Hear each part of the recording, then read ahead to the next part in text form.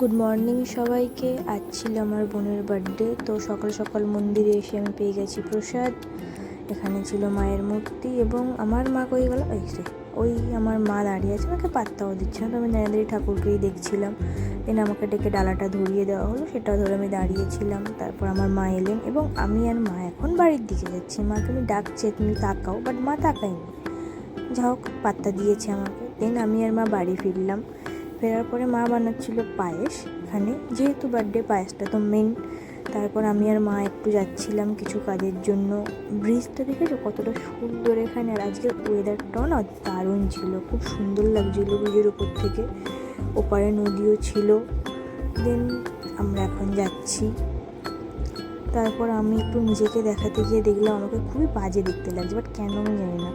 আমার মাকে তো সুন্দর লাগছে, বাট আমাকে কেন এমন লাগছে আমি বুঝতে পারলাম না। তারপর আমি আর মা এখানে এসে গেছি আমাদের একটু বাড়িতে কিছু কাজের জন্য। তারপর আমি দেখছিলাম কি কাজ হচ্ছে না হচ্ছে, সেটা দেখার পরে দেখলাম পিছনটা কি দারুণ লাগছে না, পুরো মাঠ আর মাঠ, এখানে আর কিছুই নেই। দেন লালু এসেছিলো বিস্কিট খেতে, ওকে খাইয়ে আমি এখন আবার যাচ্ছি বোনকে আনতে। ওর আজকের এক্সাম ছিল, স্কুলের বাইরে দাঁড়িয়ে আমি ওয়েটই করলাম। তারপরে ম্যাম এলো, ম্যামকে বললাম একটু নিজের থোবড়াটা দেখাতে, বাট ম্যাম এখানে নিজের দেখা দেখে ফোনের মধ্যেই মুখটা ঢুকিয়ে দিল।